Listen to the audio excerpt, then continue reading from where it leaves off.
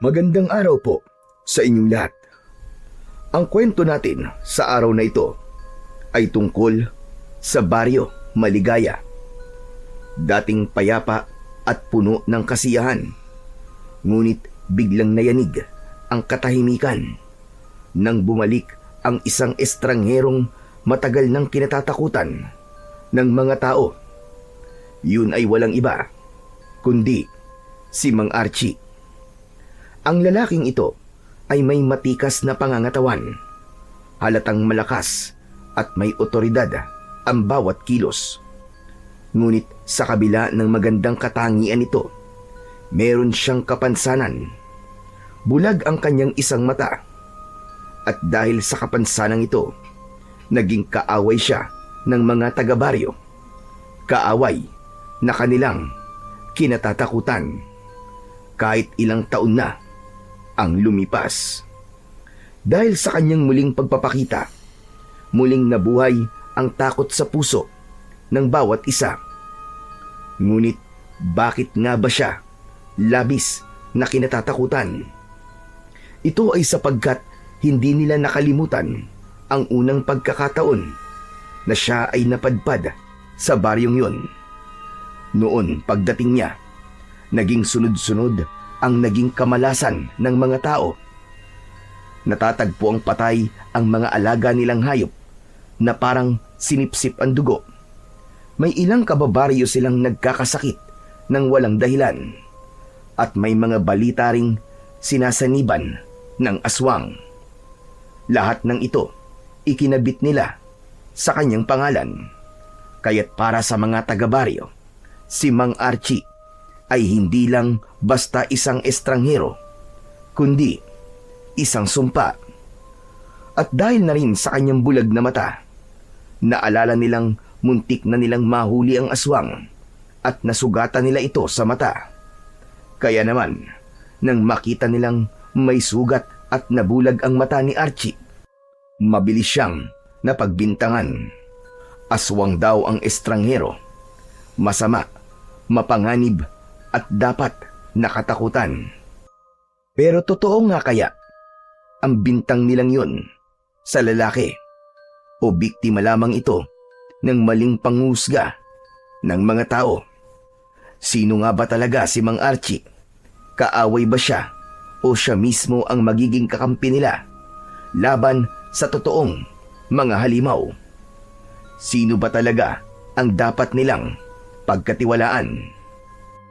Tara, samahan niyo po ko sa isa na namang kwento ng kababalaghan. Isang kwento ng pagkakaisa laban sa nilalang na muling nagbabanta. Ito ang kasaysayan ng Baryo Maligaya at ng estranghero na si Mang Archie, na kanilang labis na kinatatakutan at kinamumuhian.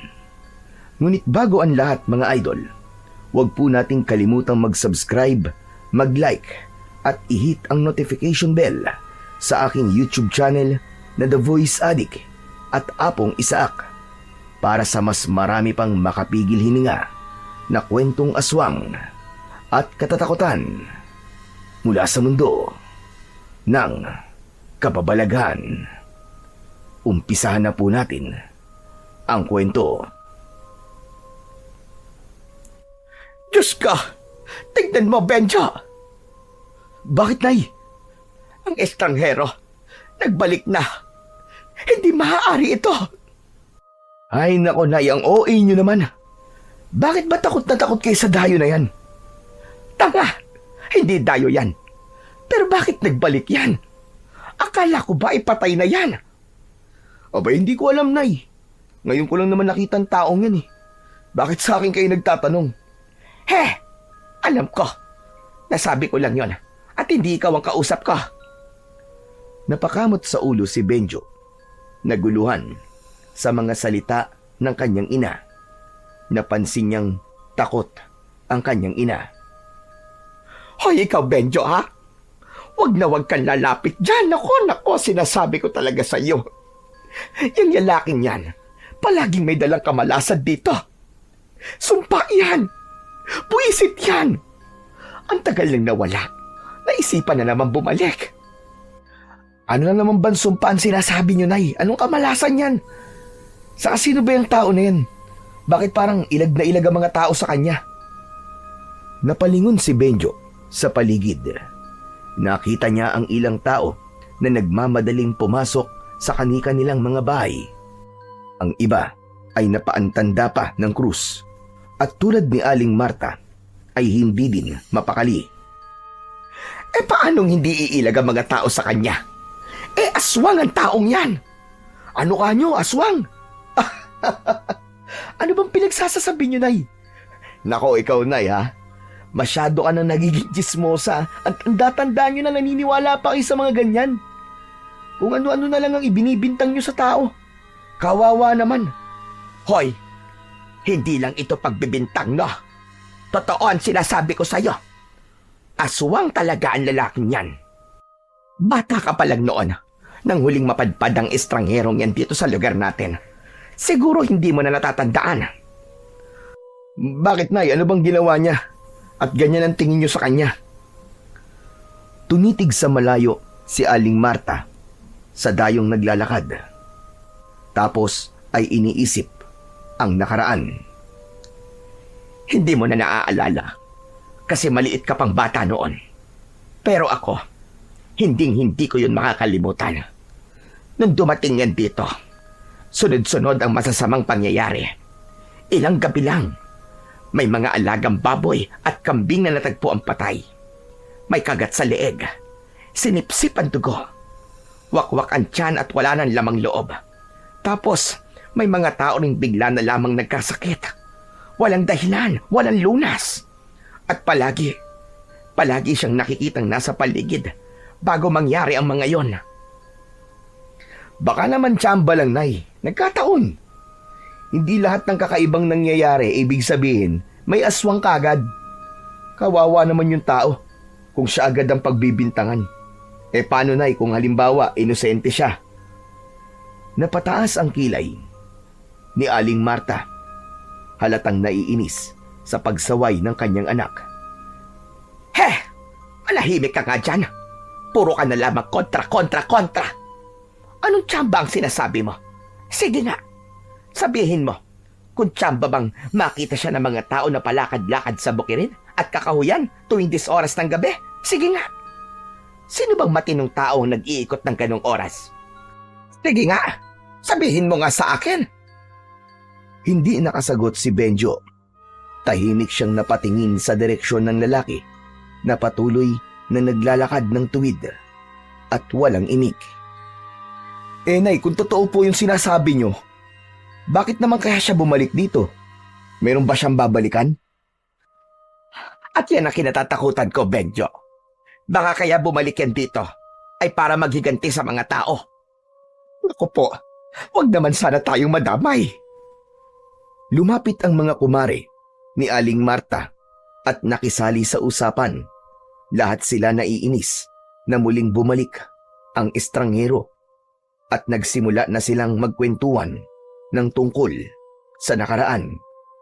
Samantala, mula sa di kalayuan, isang matandang lalaki ang naglakad palapit sa mga tsismosa ng baryo. Siya si Kapitan Iking. Narinig niya ang usapan ng mga ito at mariing nagsabi ng kanyang panig. Tama na mga paratang na yan. Hindi nyo alam ang totoo. Huwag kayong basta-basta humusga. Ang tao minsan, may mga lihim na bitbit. Pero hindi ibig sabihin nun, halimaw na kagad siya. Ay nako, Kapitan. Ikaw pa talaga ang magtatanggol dyan. Hindi mo ba naaalala ang mga nangyari noon?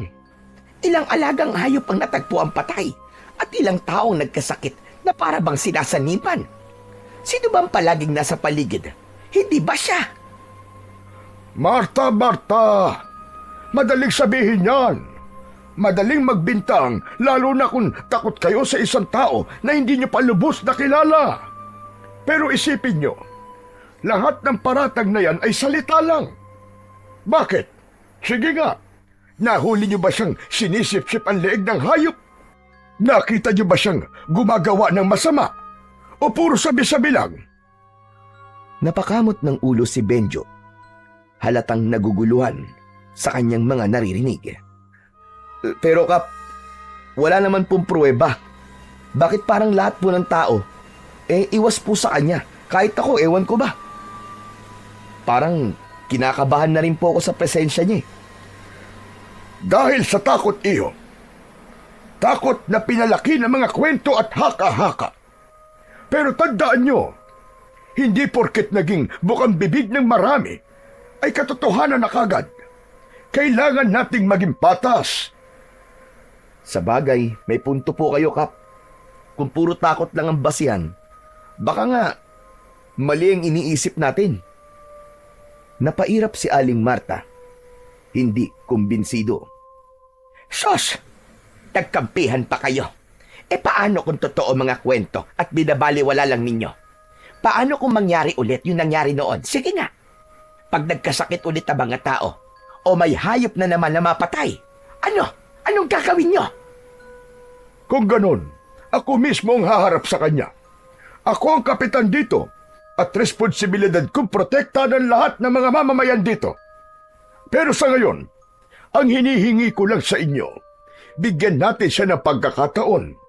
Hindi lahat ng dumadating ay kaaway. Minsan, ang hinuhusgahan, sila pa ang nagiging kakampi. Umiling si Aling Marta. Nangibabaw pa rin ang pag-aalinlangan. Bigyan ng pagkakataon? Para saan? Para makapamerwisyo muli?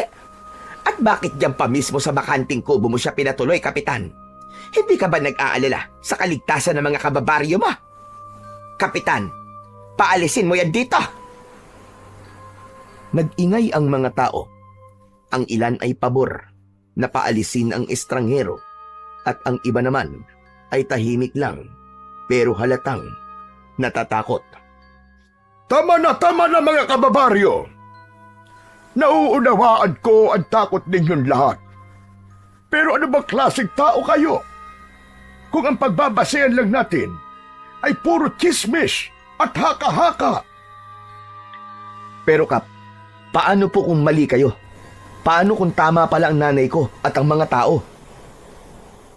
Sandaling natahimik ang lahat. Walang nakaimik. Pero si Aling Marta napangiti ng lihim sa sinabi ng anak. Para siyang biglang nagkaroon ng kakampi. Hindi siya makapaniwala na papanig ito.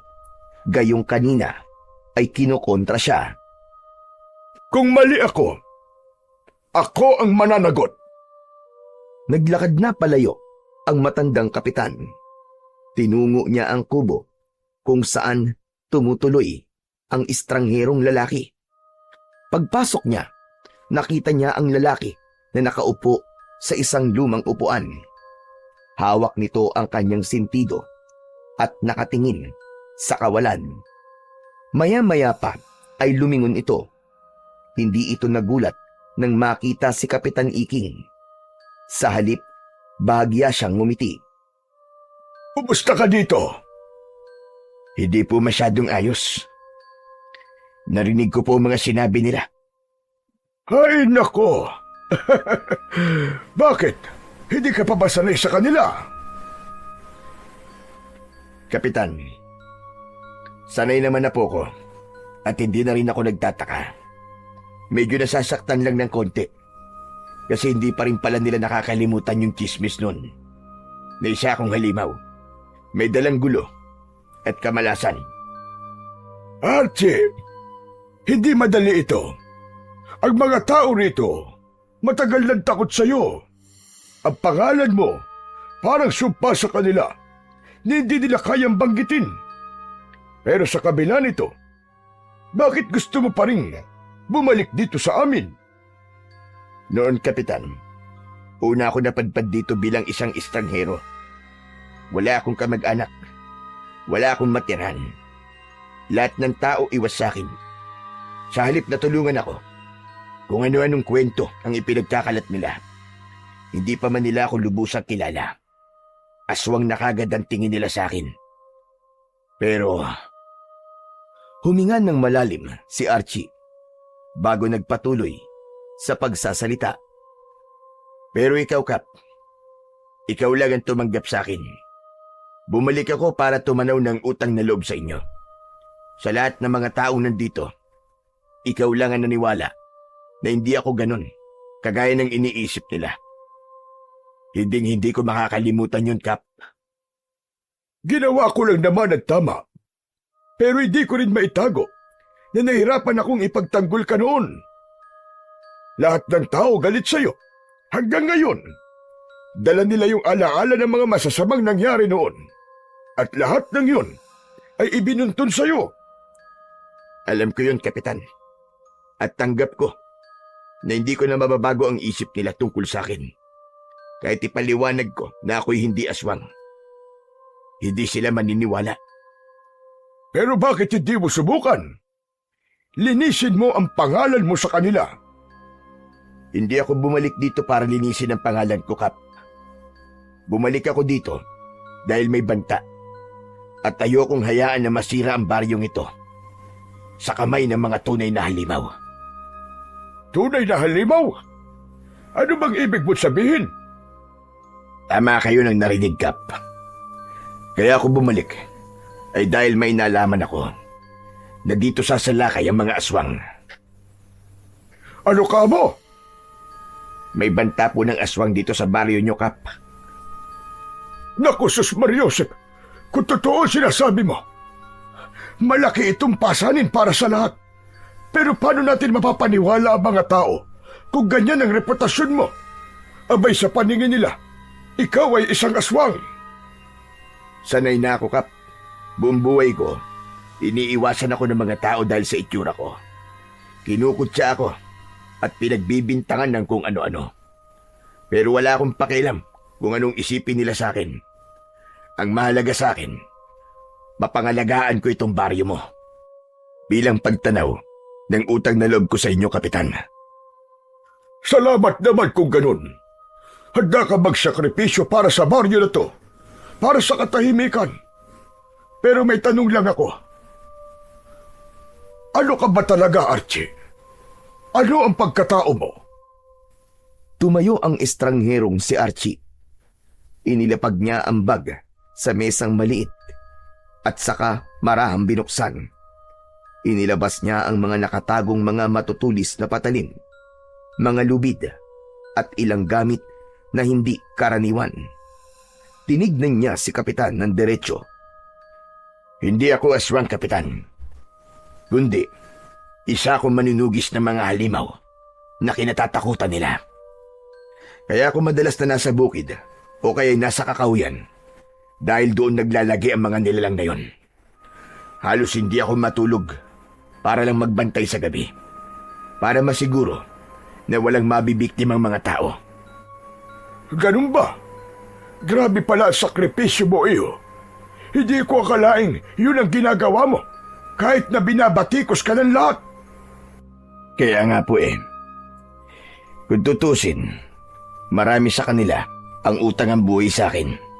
Pero kahit kailan, ay hindi ko yun ipinagmalaki o naningil man lang sa kanila. Nanahimik ako. At nang matapos ang problema dito nun, umalis ako.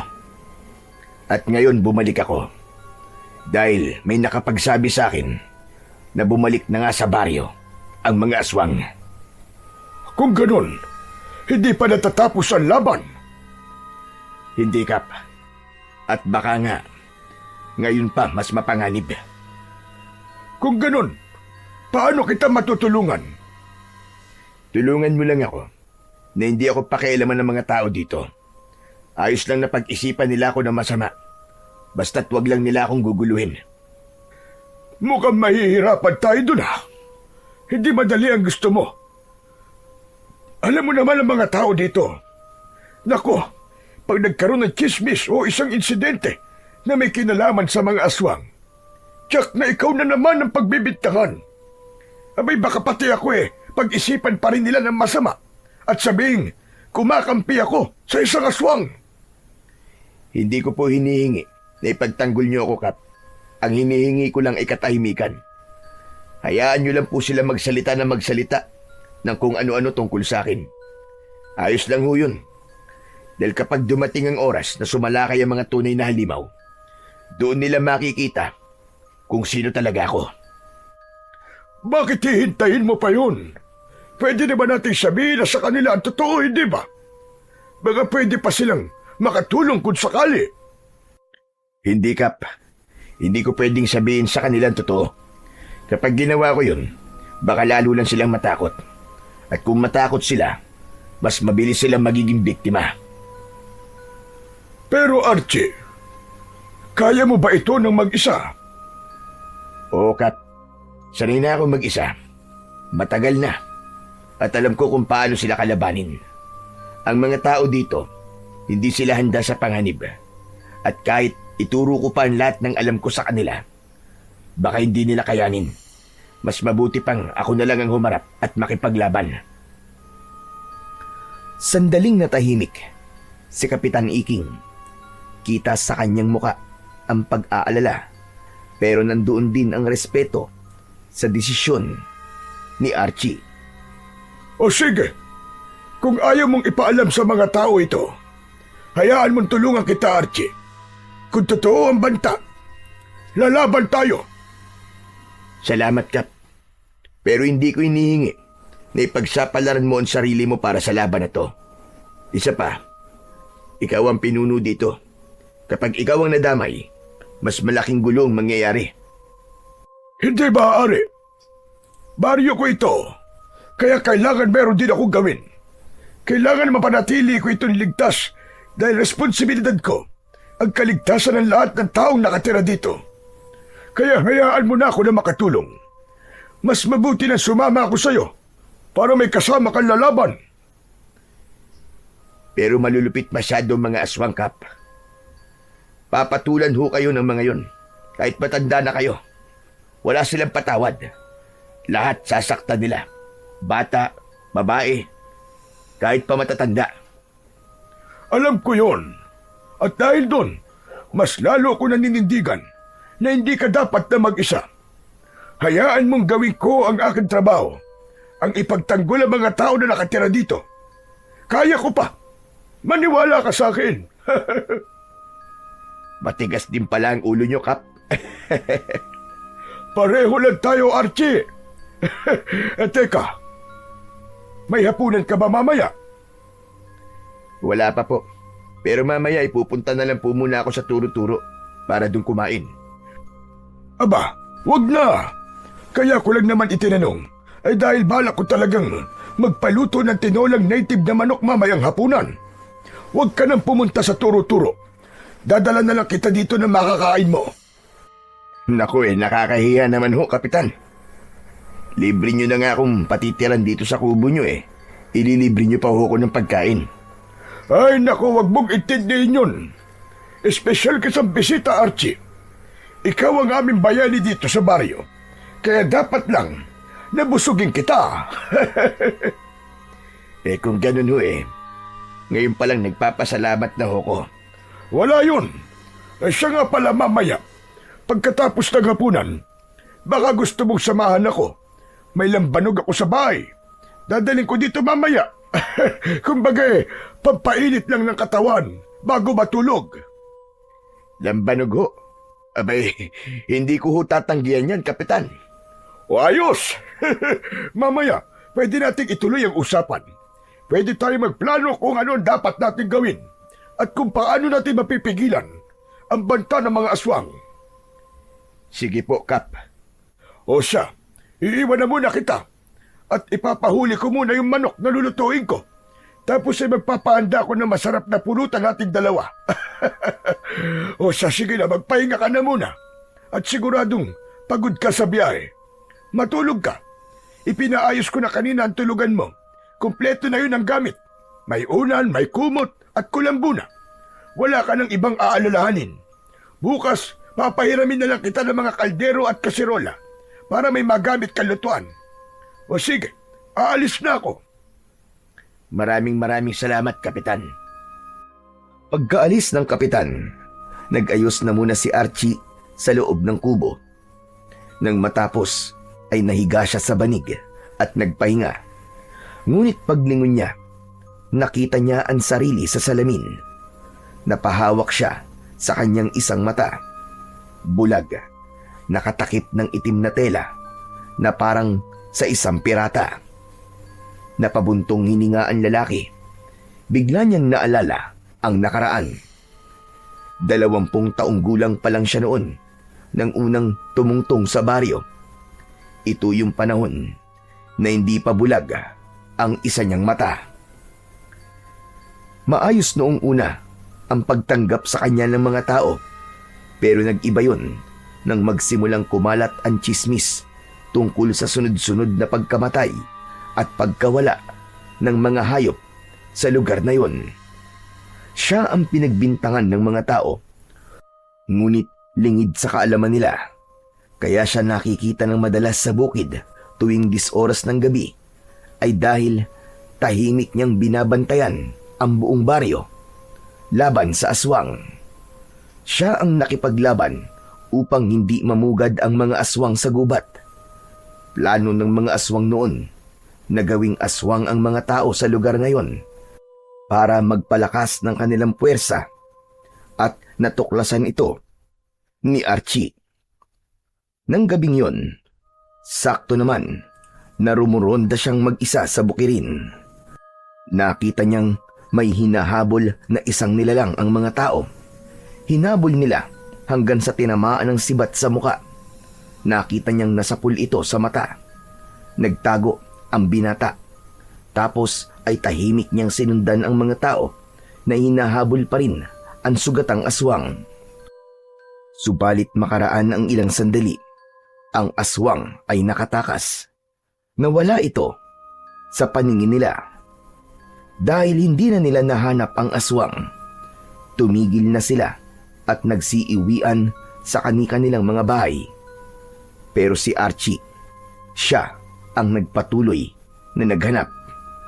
Nahanap niya ang aswang na sinusubukang pagalingin ang sarili nitong sugat. Kaya't hindi na nag-aksaya ng oras noon si Archie. Sinugod niya ang aswang. Subalit yung inaakala niyang mahina na at naghihingalong aswang ay kaya pa palang lumaban. Inatake siya nito bigla at nakalmot ng aswang ang kanyang kanang muka at sumentro ang kuko nito sa kanyang mata. Dahil doon, kaya siya nabulag. Bilang ganti, sinaksak niya ang aswang ng isang sagradong punyal hanggang sa mamatay ang aswang. Kinabukasan, nang makita ng mga tao ang sugat ni Archie sa mata, agad nila itong iniugnay sa natamong sugat ng aswang. Dahil dito, mabilis siyang nausgahan ng lahat. Para sa kanila, ang pagkabulag niya ay patunay na siya mismo ang nilalang na kanilang kinatatakutan. Doon nagsimula ang takot ng mga tao sa kanya. Hindi dahil sa may napatunayang may kasalanan siya, kundi dahil sa sugat na iniwan ng laban na yon. Hanggang ngayon, dala-dala niya ang bigat ng maling akala. Si Archie ay hindi isang halimaw, kundi mula siya sa pamilya ng mga antingero. Bata pa lamang siya nang masaksihan ang pinakamadilim na gabi ng kanyang buhay, ang gabing pinaslang ng mga aswang ang kanyang ama at mga kapatid. Bagamat may anting-anting ang kanyang ama noon, hindi nito nakayanang ipagtanggol ang sarili, lalo pa at ginamit ng mga aswang ang mga anak bilang panangga laban sa kanyang kapangyarihan.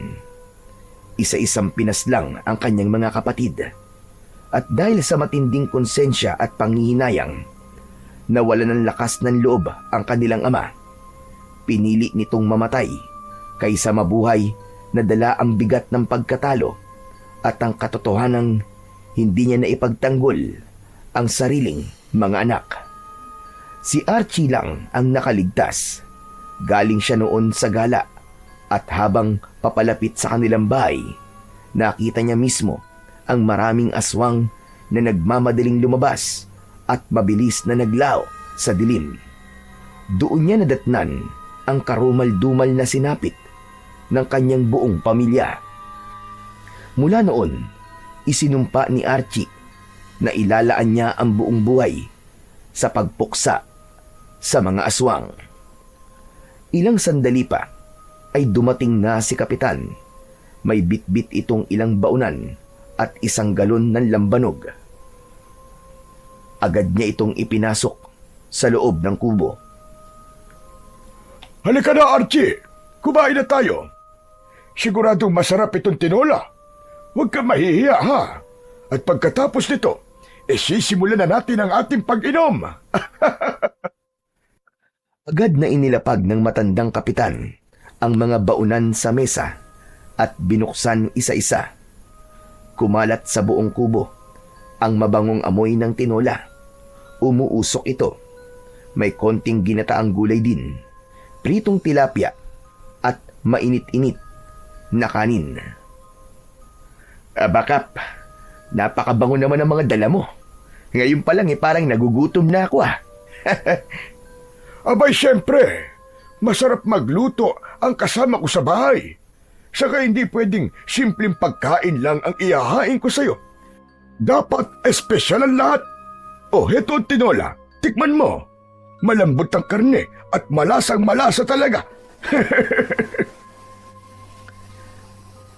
Kaagad nang naupo si Archie at hinarap ang pagkain. Agad siyang kumuha ng sabaw at nalasahan ng init at linamnam nito. Napahinto siya sandali at napangiti. Kap, totoo nga, masarap Malasa ang sabaw, saka tamang-tama ang timpla ng luya at malunggay. Namiss ko ito, Kap. Salamat naman at nagustuhan mo. Pero alam mo ba kung anong sikreto ng putahing yan? Ano ho, Kap? Bukod sa sariwa ang karne, sariling talim din ang luya at malunggay. Ganon din ang papaya na sahog niyang tinola. Kaya iba talaga ang lasa niyan kumpara sa ibang luto. Lahat sariwa, walang kemikal. Ayos po yun Maganda sa katawan ng ganitong pagkain. Pampalakas. Tama ka.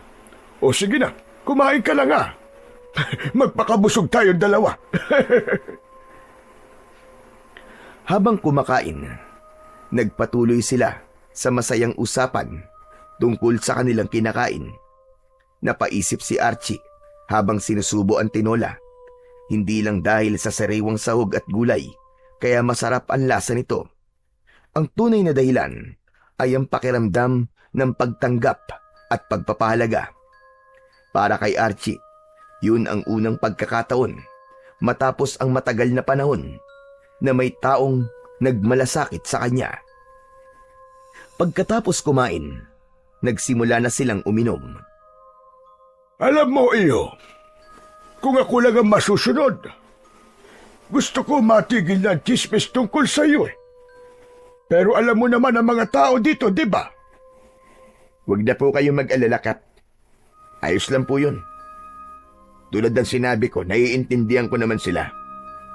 Masaya na po kung may naniniwala sa akin, maski isa. Sapat na ho yun. Nagpatuloy ang kanilang inuman hanggang sa hindi na nila namalayan ng oras. Lumalim ang gabi at inabot pa sila ng madaling araw. Habang tumatagal, lalo pang naging masaya ang kanilang kwentuhan. Nagbahagi sila ng kani-kanilang karanasan sa buhay. Masaya sila at panay ang tawanan, tapos biglang malulungkot. Paiba-iba sila ng emosyon.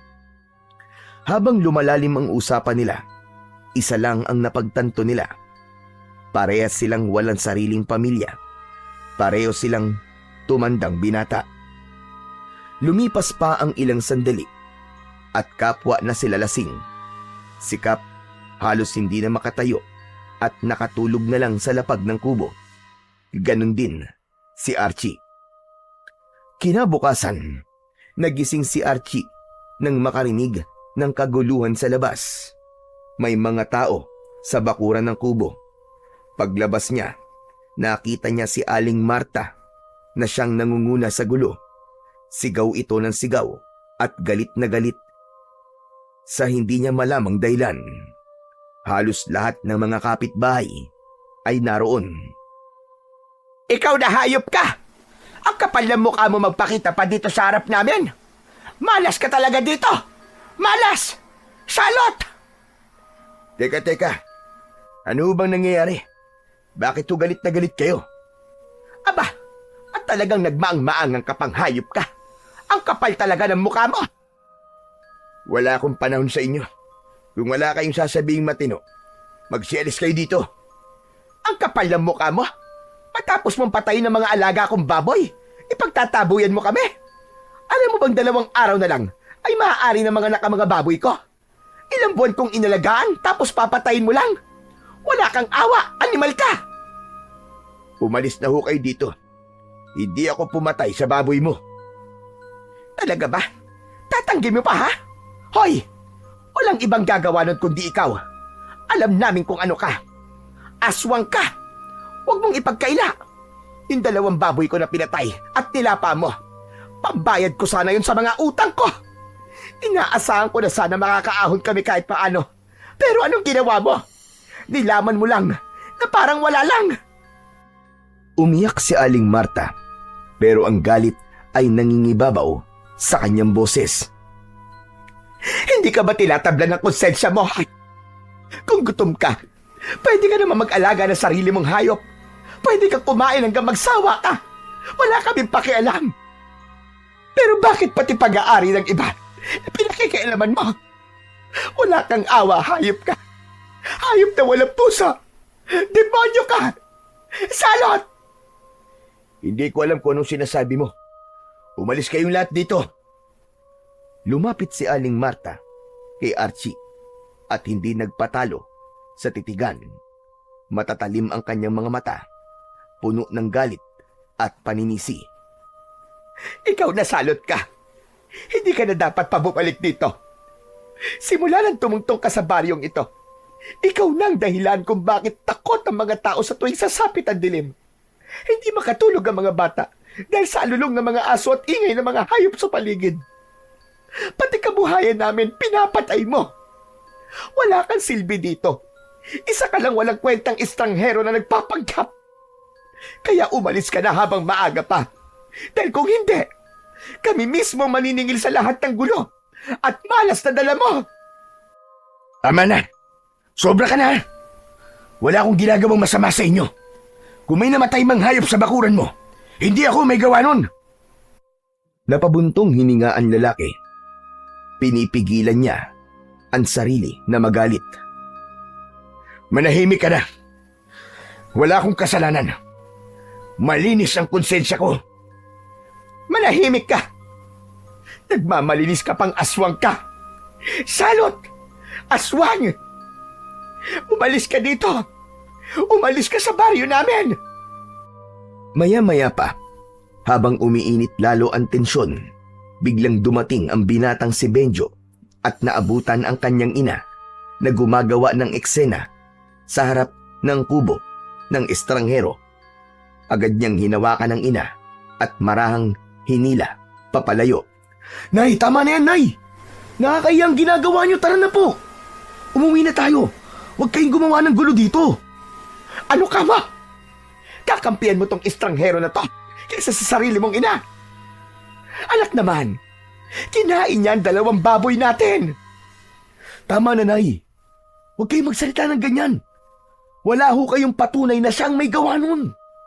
Hindi niyo naman nakita eh. Walang nakakita. Benjo, huwag kang makialam dito, ha? Pero, Nay, pabayaan mo ako. Hindi ko uurungan ng aswang na yan. Malas yan, salot! Lumayas ka ditong salot ka. Demonyo ka! Walang may gusto na nandito ka!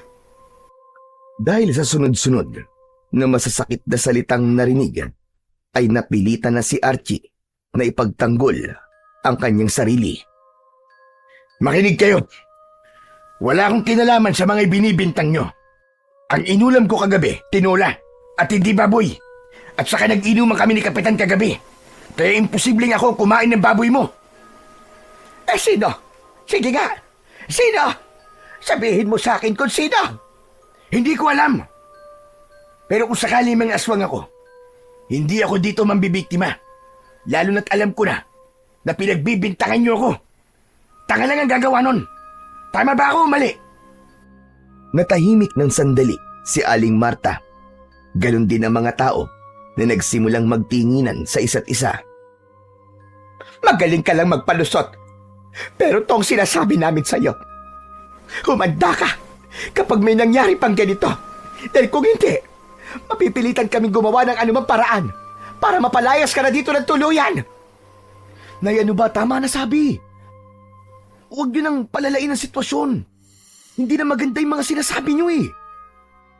Abang nagtatalo pa ang mag-ina, tumalikod na si Mang Archie at papasok na sana sa loob ng kanyang kubo. Ngunit bigla siyang natigilan nang maramdaman niya ang malakas na pagtama ng bato sa kanyang likod. Napahinto siya at marahang hinaplos ang bahagi kung saan tumama ang bato. Dahan-dahan siyang lumingon. Tinignan niya ng masama ang mga tao. Tatalikod ka talaga! Hoy! Kahit ikaw pa ang pinakamabangis na aswag dito, hindi kita uurungan! Hindi ako natatakot sa'yo! Gusto mo maglaban tayo ngayon eh! Ipakita mo ang tunay mong anyo! Muling napako ang mata ng lahat kay Mang Archie. Hinintay kung ano ang gagawin niya, kung siya ba ay lalaban o magpapasensya. Habang patuloy na nag-iingay ang mga tao sa labas ng kubo, lumabas mula sa loob si Kapitan Iking. Hawak nito ang ulo na mabigat dahil sa labis na kalasingan kagabi. Ano na naman ba ito? Anong kaguluhan to? Kaya aga-aga nag-iingay kayo. Ayan, Kapitan. Namatay ang 2 baboy ko kagabi. Manganganak na mga yun eh. Sayang na sayang. Ayaw niyo naman kasing maniwala sa akin eh. Aswang ang lalaking yan at sigurado ako na siya na naman ang may kagagawan nun. Nako, kayo talaga. Bakit ba ang hilig niyo sa mga ganyan? Palagi na lamang kayong nagbibintang kahit wala naman kayong ebidensya. Paano niyong masasabi na si Archie ang may kagagawan nun? Magkasama kaming 2 kagabi hanggang ngayong umaga. Napasobra nga ang inom namin eh. Ano? Magkasama kayo na magdamag? Oo, medyo napasarap ang kwentuhan namin. Kaya inabot kami ng halos madaling araw. Kaya imposible na siyang may gawa ng sinabi niyo. Kung may nangyari mang masama sa mga baboy mo, hindi siya ang may kagagawan nun. Hindi siya ang may kasalanan. Nagkatinginan ang mga tao sa paligid. May ilan na tila nahiya. May iba namang halatang hindi pa rin kumbinsido, pero napilitan na lamang na manahimik. Teka, totoo ba yung sinasabi mo, Kapitan? Baka naman, dinadaya mo lang kami. Aba, bakit naman ako mandadaya? Ano ba tingin niyo sa akin? Kapitan ako rito, Marta. Hindi ako magsisinungaling para lamang pagtakpan ang masama. Kung may kasalanan talaga si Archie, ako mismo ang unang kakastigo sa kanya. Pero sa pagkakataong ito, kayo nagkamali. Hindi siya may gawa. Dahil sa sinabi ng kapitan, biglang natahimik ang lahat.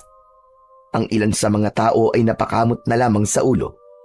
Tila nahiya sa kanilang naging paratang sa estranghero. Isa-isa na rin silang nagsiuwi. Si Mang Archie naman ay tahimik lang na tumalikod. Hindi na siya umimik at dahan-dahan na lang na pumasok sa loob ng kubo. Nagsara na siya ng pinto.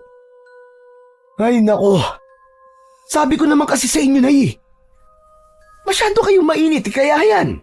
O ano ka ngayon? Manahimik ka, kundi kukutusan kita dyan.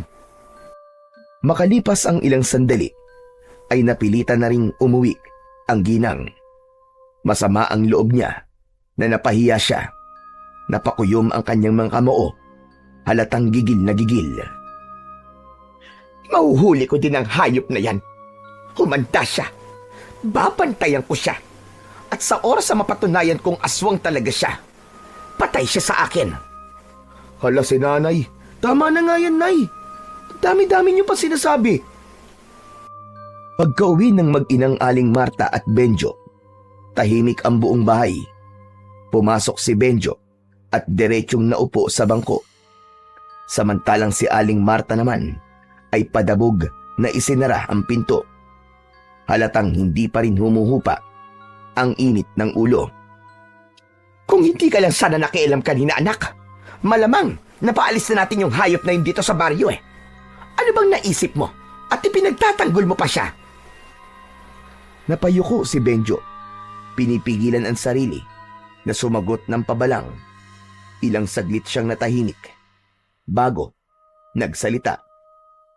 Nay, hindi naman tama kasi yung ginagawa nyo. Eh wala naman kayong matibay na ebidensya eh. Tapos gigil na gigil kayo na siyang may gawa. Paano kung hindi pala? Paano kung nagkamali talaga kayo? Ba't ako pa ang mali ngayon? Ako pa ang walang alam? Nakita mo ba mga baboy ko, Benjo? 2 yon, patay lahat. Eh sino pa ba ang gagawa nun, kundi yung hayop na yon? Nay, yun na nga yung sinasabi ko. Hindi pwedeng basta-basta tayo magturo ng walang patunay. Paano kung idemanda kayo ng tao? Ang hirap na nga ng buhay, maididemanda ka pa ng paninirang puri. Paano na? Paano kung makulong ka? O kaya pagbayarin ka ng danyos? Ang kapal na lang ng mukha niya kapag ginawa niya yon. Ay nako. Anong hay nako sinasabi mo? Hoy Benjo, kung makabuntong hininga ka dyan ha? Akala mo, hindi ako nanay mo ha? Parang mas kinakampihan mo pa yung estrangherong yun ha, kesa sa akin. Hindi agad nakasagot si Benjo. Umiling na lang siya. Sabay napakamot sa batok. Hindi naman sa ganun, Nay. Gusto ko lang itama yung nakikita kong mali. Kung may ebidensya, ako pa ang unang tatayo sa tabi nyo. Pero kung puro hinala lang, baka tayo mapahiya sa bandang huli. Namilog ang mga mata ni Aling Marta. Hindi makapaniwala sa narinig. Maya-maya pa, namuo ang luha sa kanyang mga mata. Ganun na lang ba kaliit ang tingin mo sa nanay mo, ha, Benjo? Na para bang wala akong alam. Na parang wala akong kwenta. Na ako pa ngayon yung nagsisinungaling. Ganun pa. Nataranta si Benjo. Tumayo siya at lumapit sa kanyang ina. Nay, hindi ko naman po sinasabi na wala po kayong alam. Hindi rin po ako naniniwala na nagsisinungaling kayo. Pero Nay, iba po yung kutob sa ebidensya. Gusto ko lang po na sigurado tayo bago tayo kumilos. Ayoko kayong mapahamak, Nay. Ano ba gusto mo gawin ko? Tumingin na lang habang unti-unti tayo nilalamon ng malas na dala ng taong yan.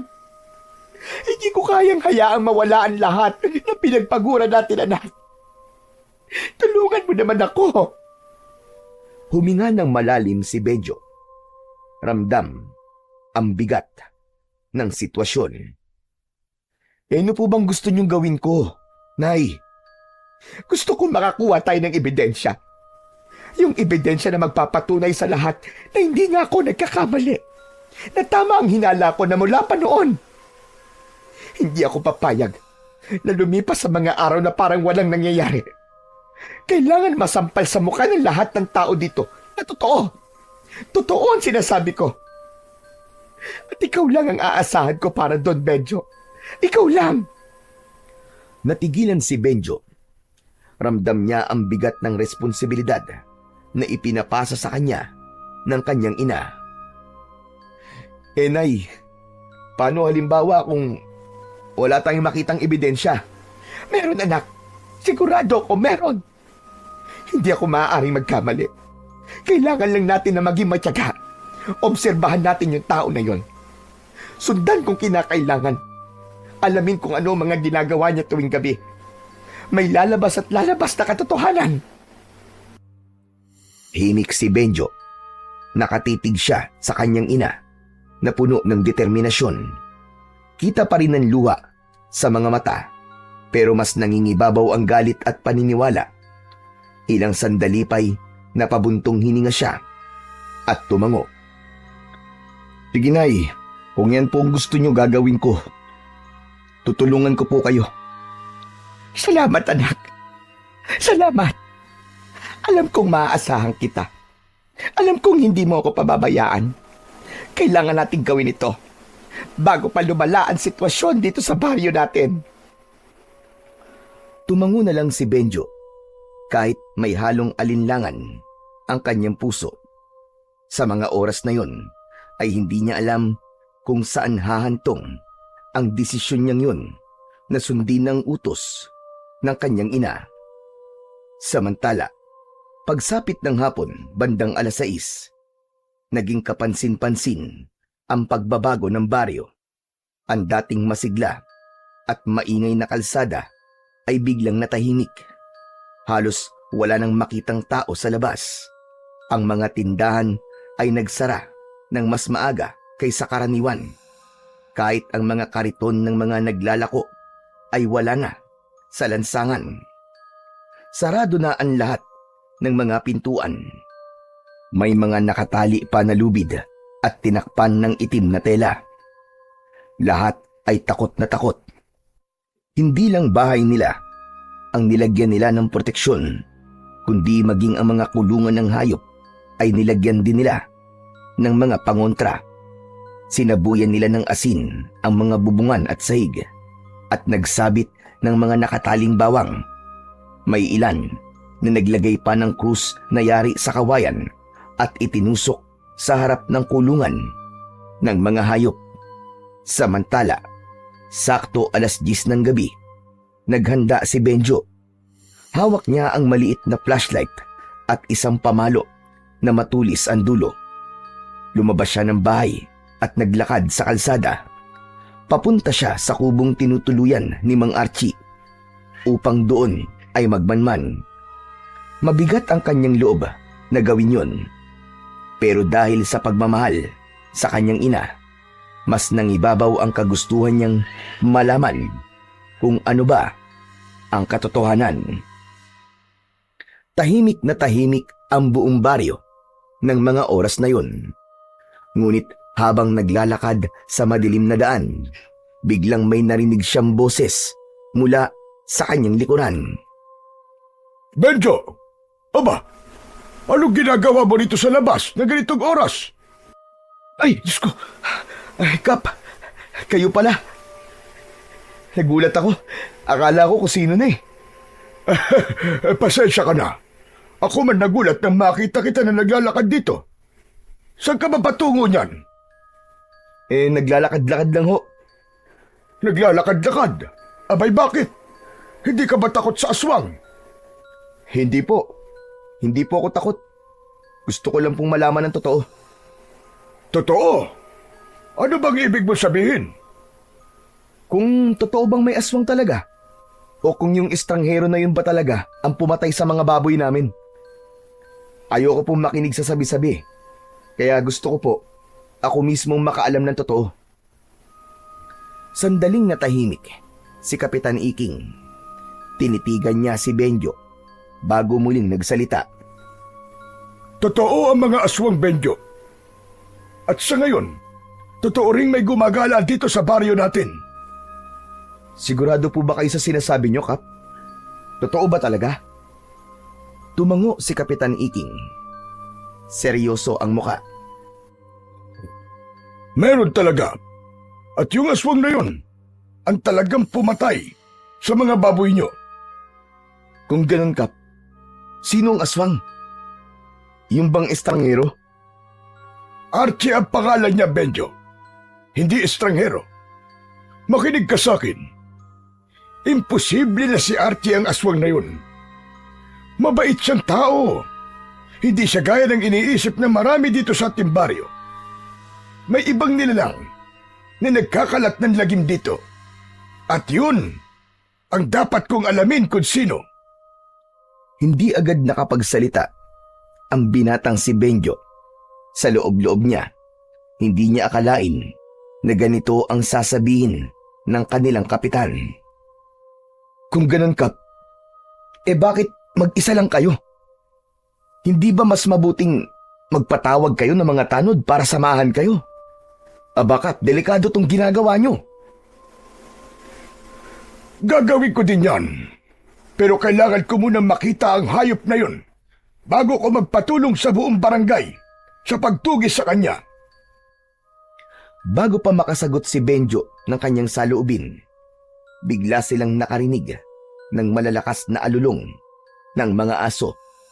Paulit-ulit, parang galit na galit. Natigilan ang dalawa. Kapwa nagkatitigan bago muling nag-usap. Kap, narinig niyo ba yun? Oo, dun sa banda ron. Halika, puntahan natin. Kap, teka lang. Baka delikado eh. Kung takot ka, umuwi ka na. Sige na, ako na lang ang pupunta. Napakagat ng labi si Benjo. Kahit natatakot, hindi niya kayang pabayaang mag-isa ang kanilang kapitan. Hindi, Kap. Sige, sasama ako. Kailangan kong makita rin kung ano yun. Mabilis silang naglakad. Sinusundan ang tunog ng mga alulong. Habang papalapit sila, mas lalo itong lumalakas. Pati ang mga manok at baboy sa paligid, parang nagkakagulo. May mga ibon na biglang nagsiliparan. Pawisan na si Benjo. Kinakabahan siya. Pakiramdam niya, bawat hakbang nila ni Kapitan ay papunta sa isang bagay na kanyang kinatatakutan. Nang malapit na sila sa isang bahay, biglang tumigil si Kapitan Iking. Tumingala ito sa bubong ng bahay na yon. Medyo wag kang maingay. Tignan mo, hayon, may aswang. Dahan-dahang tumingala din ang binata at doon halos manlumo siya sa kanyang nakita.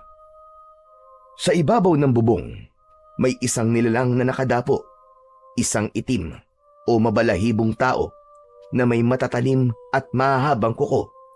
Pulang-pula ang mga mata at may dilang mahaba, nakalawit at naglalaway.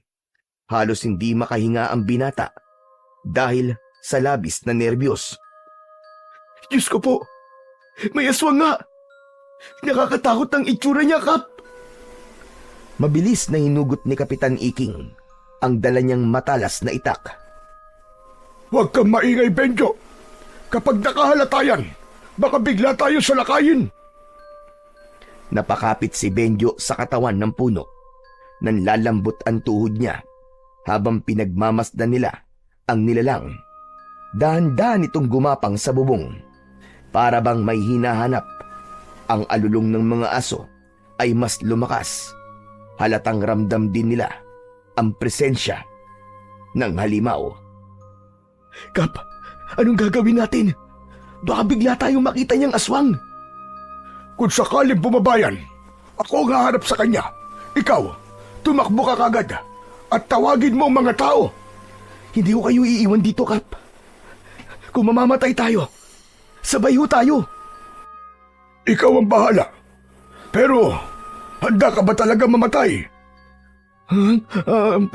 Opo. Bagyang ngumiti si Kapitan Iking. Sa kamarahang tubango. Biglang tumigil sa pagkilos ang nilalang. Dahan-dahan itong iniangat ang ulo at nakatuon ang pulang mga mata sa direksyon nila. Para bang nararamdaman ito ang kanilang presensya. Nag-angat ito ng katawan at umungol ng malalim. Kasunod, ang paglabas-masok ng mahaba nitong dila na animo ay sa ahas. Nagtago sila sa likod ng malaking puno at nanatiling tahimik. Ilang sandali pa ay muling sumilip ang kapitan at nakita niyang hindi na nakatingin ang aswang. Hindi inalis ng kapitan ang tingin sa aswang, ngunit sa muling paglingon ng kalaban ay nahuli nito si kapitan na nakasilip.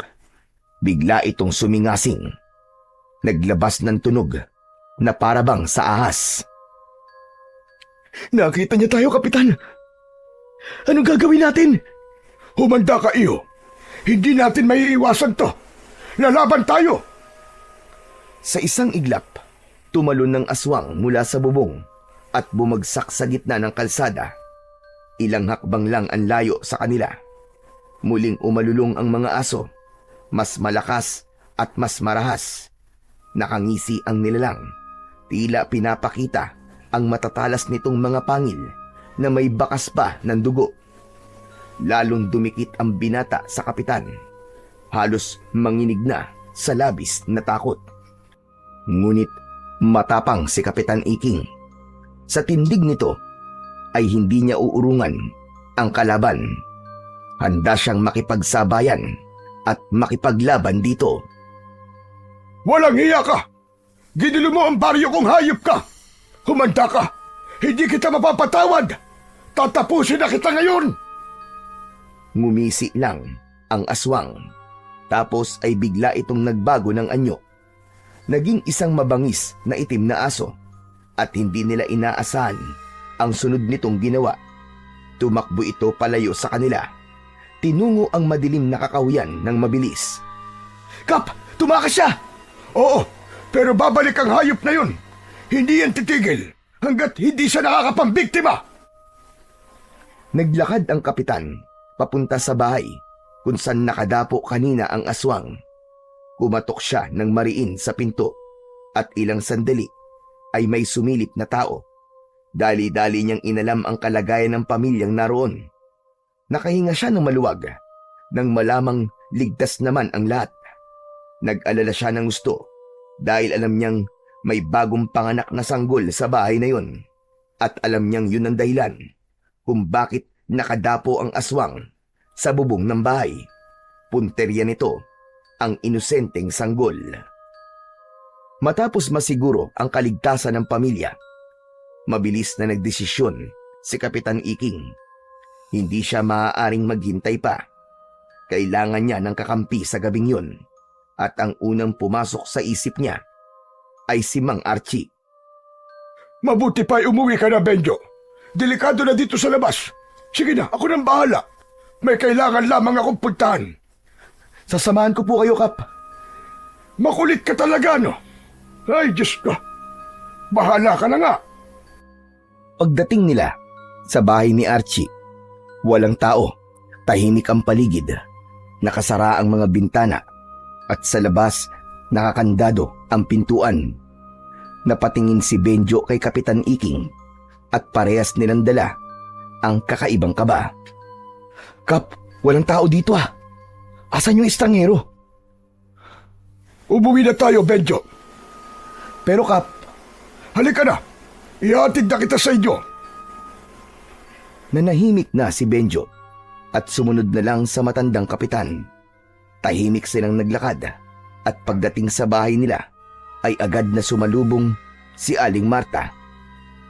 Kapitan, bakit niyo ho kasama ang anak ko? Inihatid ko lang siya, Marta, para siguradong ligtas na makauwi. Pwede ba?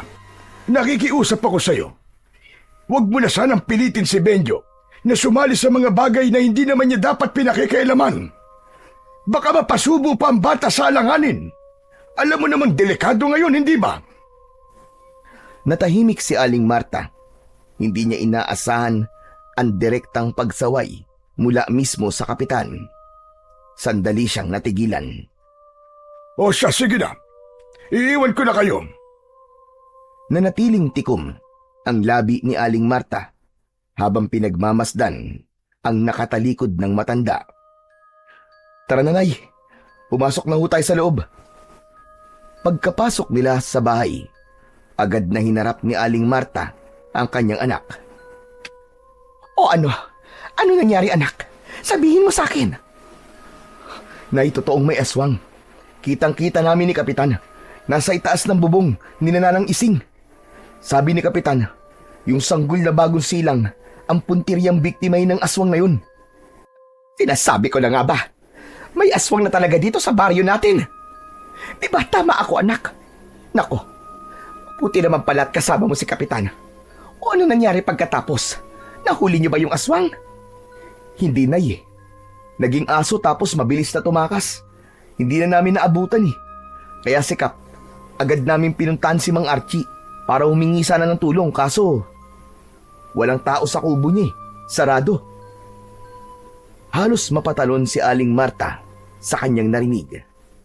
Panay ang kumpas nito ng kamay habang nagsasalita. Ayun na!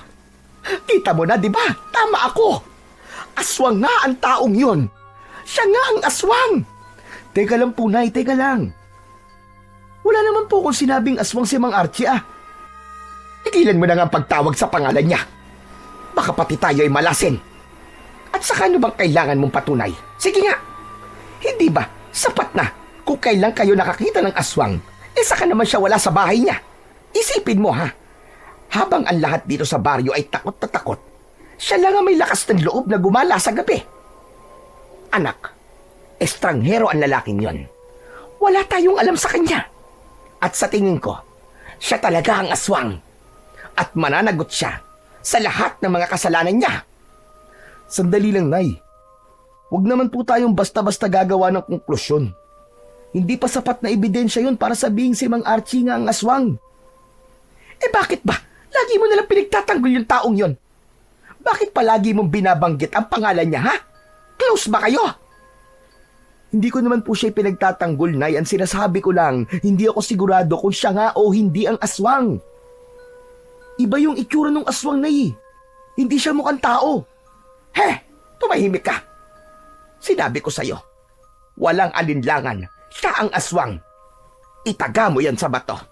Hindi ako kailanman nagkamali sa kutob ko. Natahimik si Benjo. Napatingin siya sa sahig at sa loob-loob niya, nagsimula na rin siyang magduda sa tunay na katauhan ni Mang Archie. Pero may parte pa rin sa isipan niya na ayaw niya agad na mangusga. Kinabukasan, mabilis na kumalat ang balita tungkol sa aswang na nakita ni Kapitan Iking at Benjo. Sa bawat sulok ng baryo, ito ang naging laman ng usapan ng mga tao. Sa palengke, sa tindahan, at maging sa mga labahan sa tabi ng ilog. Iisa ang binabanggit nilang pangalan, si Mang Archie. Lalong lumakas ang hinala ng mga tao na siya ang may kagagawan ng lahat ng kaguluhan. Ang dating nakikiusyoso lang, ngayon ay hayagan ng nagsasalita laban sa kanya. Marami ang nagsimulang mag-udyok na dapat na siyang mapalayas bago pa man lumala ang sitwasyon. Hindi nagtagal, nagpatawag ng pagpupulong si Kapitan Iking sa plaza. Mabilis na dumagsa ang mga taga-baryo. Naging mainit agad ang diskusyon at hayagan nilang ipinakiusap sa kapitan na kailangan ng paalisin si Archie sa kanilang lugar. Ngunit sa gitna ng matinding diskusyon, tumayo si Kapitan Iking at mahigpit na tumutol sa kagustuhan ng nakararami. Hindi siya pumayag na basta na lamang paalisin si Archie dahil alam niyang wala talagang kasalanan ang lalaki. Dahil dito, nagkaroon ng mainit na pagtatalo sa pagitan ng kapitan at ng mga tao. Maski kay kapitan ay galit na rin ang iba. Ngunit sa kabila ng matibay na paninindigan ni Kapitan Iking, hindi pa rin natigil ang bulong-bulungan at galit ng mga tao. Ipinaliwanag niya na ang tunay na dahilan kung bakit siya nagpatawag ng pagpupulong ay hindi upang pag-usapan ang pagpapaalis kay Mang Archie, kundi para humingi ng tulong at kooperasyon ng lahat. Gusto niyang magtatag ng mahigpit na pagbabantay sa gabi, mag-ikot sa paligid ng baryo at magsagawa ng ronda upang masiguro ang kaligtasan ng bawat isa. Sandali nga. Bakit kailangan pang magsagawa ng ganyan, Kapitan? Alam naman natin kung sino na ang aswang. Bakit hindi na lang palayasin? Sumang-ayon ang nakararami at dahil doon, kinontra nila ang solusyon na sinabi ng kanilang kapitan. Sa puntong yun, ramdam ni Kapitan Iking na tila nag-iisa na lamang siya sa kanyang paninindigan. Kahit papaulit-ulit niyang iginiit na siya mismo ang mananagot kung mapatunayan ang mga hinala laban kay Mang Archie. Ngunit nanatiling sarado ang isip ng nakararami. Ang takot at galit ang nangibabaw sa kanila at hindi na pinakinggan ang kanyang paliwanag. Natapos ang pagpupulong na walang napagkasunduan.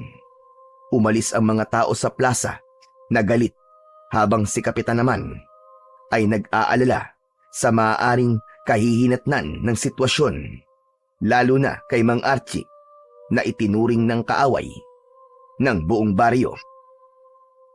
Samantala si Benjo ay hindi mapalagay. Sa isip niya, kailangan niyang malaman ang katotohanan. Gusto niyang patunayan kung totoo bang may kinalaman si Mang Archie sa mga aswang o kung napagbibintangan lamang ito. Kaya isang gabi, muli siyang nagmasid sa bahay ng lalaki. Tahimik siyang nagtago sa may likuran ng mga puno habang pinagmamasdan ang bawat kilos ni Mang Archie. Hindi nagtagal, may narinig siyang kakaibang iyak ng hayop mula sa gubat. Natigilan si Benjo. Nakita niyang biglang tumayo si Mang Archie at may kinuha itong punyal na nakasiksik sa dingding ng kubo. At saka inilabas mula sa kanyang leeg ang isang kwintas na may malaking medalyon. Kumislap ang medalyon sa ilalim ng sinag ng buwan. Dahan-dahang naglakad ang lalaki papunta sa gubat. Ito na yun. Malalaman ko na ang katotohanan. Aswang ka ba talaga o ano? Ano bang pakay mo dito sa baryo namin? Mabilis na sumunod si Benjo. Bagamat maingat at hindi gumawa ng anumang ingay, hindi siya nakaligtas sa matalas na pandinig ni Mang Archie. Sa biglang paglingon nito, nahuli siya ng lalaki. Hoy ikaw! Anong ginagawa mo rito, ha? Bakit mo ko sinusundan? Ha? Gusto kong malaman kung totoo bang ikaw nga ang aswang. Baliw ka ba? Kung aswang ako, kanina pa kita pinatay. At kung totoo ngang aswang ako, sa palagay mo ba, kailangan ko pa ang punyal na to? Sige na, umuwi ka na. Delikado rito sa gubat. Baka makasagabal ka lang sa misyon ko. Misyon? Anong misyon? Sabihin mo nga sa akin. Huhulihin ko at papatayin ng aswang na nagkalat dito sa baryo nyo. Ano? Mga aswang? Anong ibig mo sabihin? Hindi lang isa. Hindi lang dalawang aswang na narito. Isang grupo sila. Mga halimo na dapat mapuksa bago pa sila makapatay ng tao. Yun ang misyon ko. At yan ang rason kung bakit ako bumalik dito sa baryo. Napatitig si Benjo kay Mang Archie at sa unang pagkakataon ay naramdaman niyang nagsasabi ito ng totoo. Ngayong alam ko na, Mang Archie, gusto kong sumama sa'yo. Kasama mo ko na laban sa mga aswang na yan. Baliw ka nga talaga. Mana ka sa nanay mo. Umalis ka na nga. Laban ko to. Ayoko nang istorbo. Hindi, Mang Archie. Baryo namin to. Responsibilidad ko rin to. Hindi ako pwedeng manahimik. Hindi ako pwedeng walang gawin. Alam ko, may maitutulong ako. Anong magagawa mo? Isa ka lang ordinaryong binata. Bakit ikaw, Mang Archie? Ano ka ba? Isa akong antingero. Isang manunugis. Kaya kong harapin ang mga aswang. Matagal na akong manunugis ng mga halimaw na kagaya nila. Ikaw, wala kang alam. Hindi mo batid kung gaano sila kalakas at kadelikado. Basta, kahit anong sabihin mo, sasama ako. Tutulungan kita. Hindi pa natatapos ang kanilang pagtatalo ay bigla silang natigilan nang biglang may lumitaw sa itaas ng puno. Isang nilalang na may malaking pakpak na parabang sa paniki. Mapupula ang mga mata nito at may buhok na magulo. May mahaba rin itong mga kuko. Diyos ko! Aswang! Mabilis na kumilos si Mang Archie.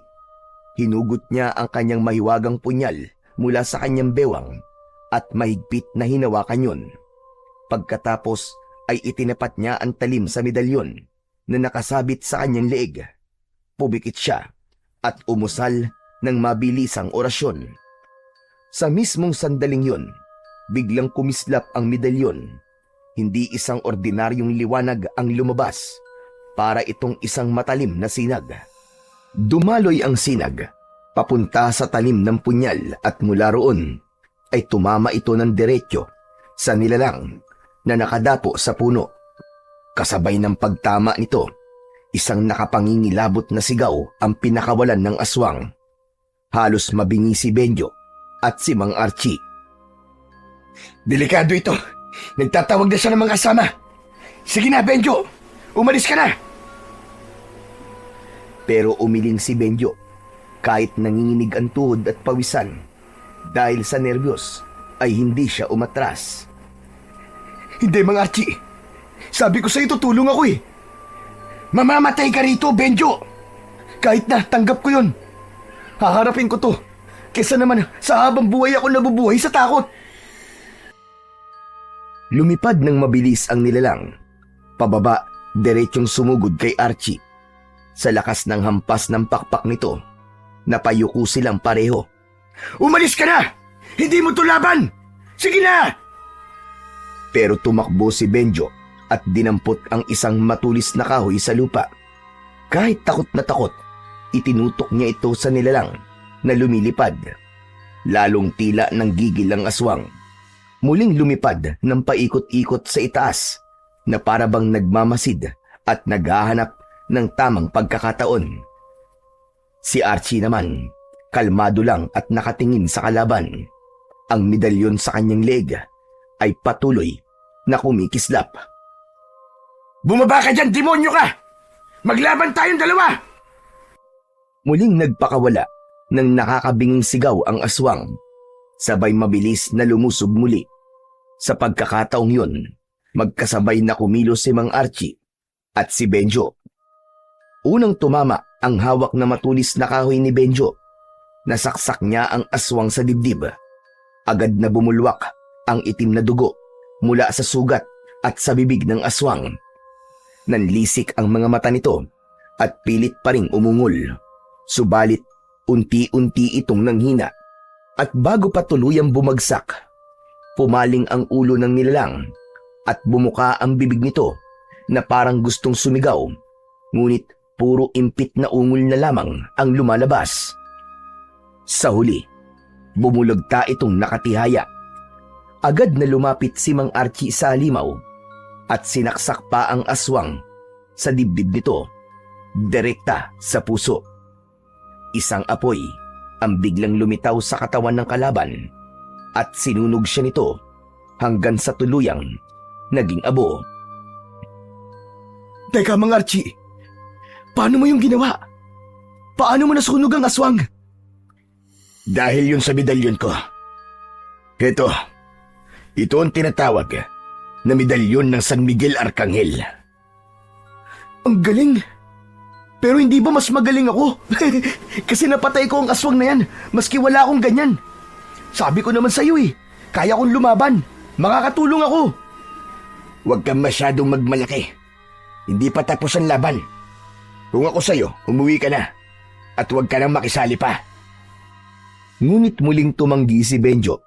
Dahil doon ay biglang hinawakan ni Mang Archie ang bewang ng binata at binitbit ito na parang hayop lang. Walang kahirap-hirap sa kanya ang pagbubuhat sa binata. Mabilis din ang kilos nito at ilang sandali ay nakarating na sila sa bahay ni na Benjo. Ano ba? Bitiwan mo ako! Ano ba? Mang Archie naman eh! Nakakalula ang ginagawa mo eh! Sa lakas ng kanyang sigaw, biglang lumabas si Aling Marta. Napasinghap siya nang makita si Mang Archie na bitbit ang anak niya. Agad siyang kumuha ng pamalo at sinugod ang lalaki.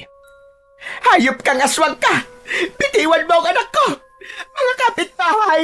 Mga kapitbahay, may aswang! Tulungan niyo kami!